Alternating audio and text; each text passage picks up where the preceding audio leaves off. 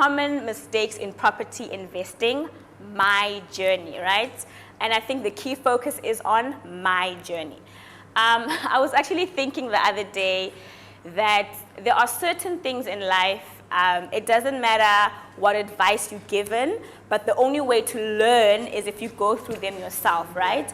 And a classic example is umjolo, the pandemic, aka dating, right? It doesn't matter what your aunt tells you, what your sisters tell you, what the elder tell you. They can give you all the advice in the world. Don't do this, don't do that, but right? And the only way to learn really is to go through it yourself, right? You just become better in the process.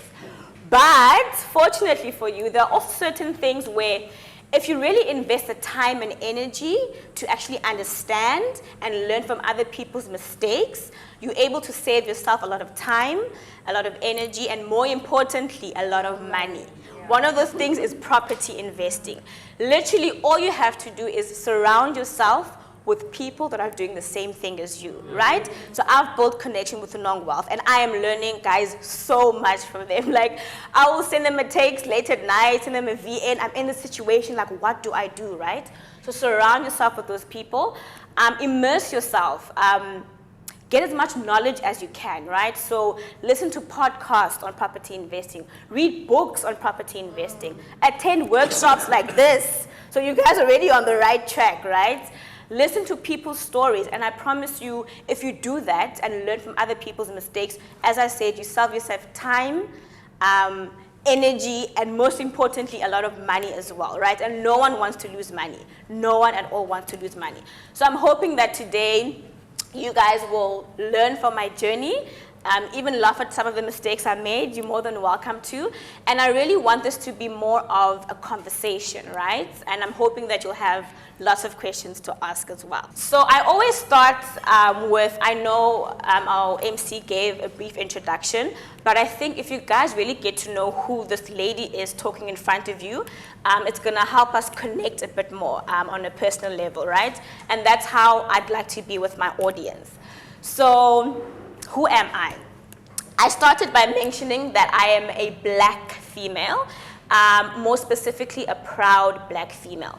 And I think as black females, we move differently in this world, right? Half the time, we're not seen, we're not heard, and we're not awarded the same opportunities as either our male counterparts or our white counterparts, right? And we literally have to fight for everything that we have.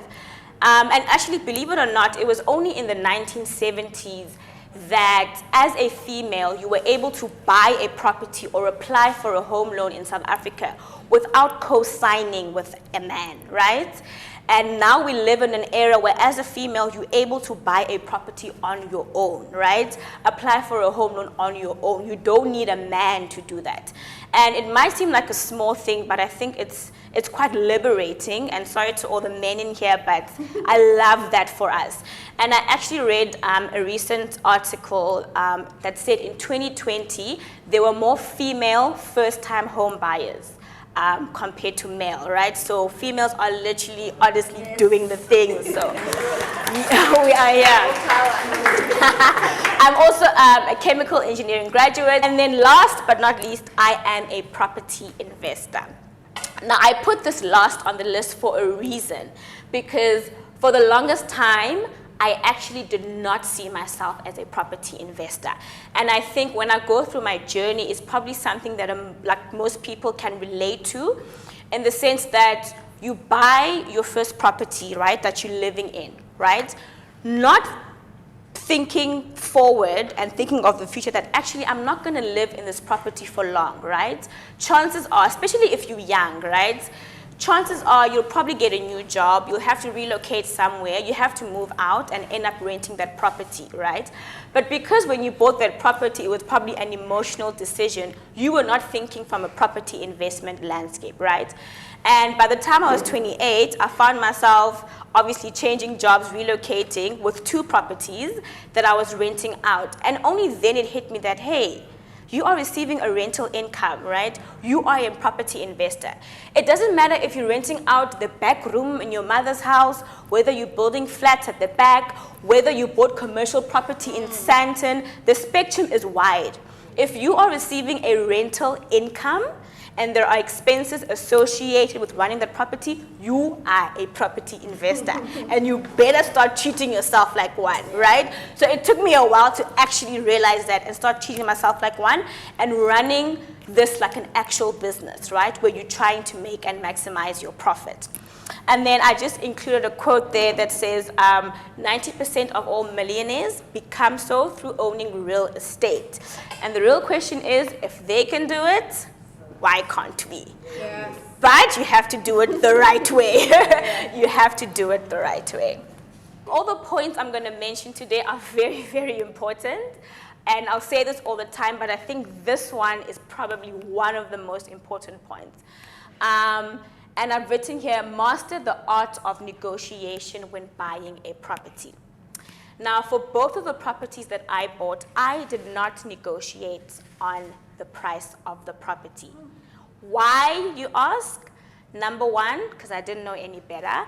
Number two, I was under the impression that it's close to impossible to negotiate when you're buying directly from a developer compared to maybe a previous owner, right? Which is actually not true. There are circumstances where maybe the demand is very high in that area, and obviously people are flocking in, to buy the property. However, developers spend millions, right, building up these properties, and they want to get rid of them as quickly as possible, right? So you are doing yourself a disservice if you aren't negotiating on the price of the property you're buying. You always want to buy your property below market value. Guys, always buy your property. Why? You make the profit on your property when you buy. I mean, I was able to negotiate on other things like your interest rate with the bank, your initiation fees, but I think what would have saved me the most money in this journey is being able to negotiate on the price. The second one, always do your homework and crunch the numbers. As I mentioned, I think both of the properties I bought were driven by emotion, right? I was just looking for a nice place to stay, aesthetically pleasing, have my name on the title deed, etc. Not knowing that I'm not going to live here forever, right? Especially if you're young, guys. Eventually, you're going to have a family, need a bigger space. As I said, you might relocate to a different province. So whenever you buy a property, always think like a property investor, even though you're living in that current property, because you're not going to stay there forever, right? So it's very important to do your homework. It's a journey. It doesn't happen overnight, right? Understand the market. Is it a buyer's market? Is it a seller's market? Understand the area where you're buying the property, right? Crunch the numbers. You literally need to open up a spreadsheet. There are so many metrics you can work out. I think I'll just mention two for the purpose of today. But the first one, probably cash flow, right? Understand that if I'm to rent out this property, what's the income that I'm receiving? What are some of the expenses associated with running this property? And what does my cash flow look like, right? Can I actually make a profit out of this property, right? Another important one is rental yield, right? What is that? That is your annual rent on the property divided by the purchase price of the property, right? And normally they say if you have a rental yield of between 7 to 8%, that already gives you an idea that this property actually might be profitable, right? But those are just two metrics. There's so many other metrics you can work out. Manage the risk on your property investment up front. I think I'll probably put this one to the floor, but can you guys, actually I want to start by saying that there are three things certain in this life. Three things. Number one, death. Number two, taxes. The third one, something will go wrong during your property investing journey. Definitely guaranteed 100%, right? There will always be inherent risks to consider, prepare for, and mitigate, right? I know most people always say that you don't need to have money to invest in property, which is true, right? Because you can obviously leverage the bank, take out a home loan. But you actually do need to have some money, right?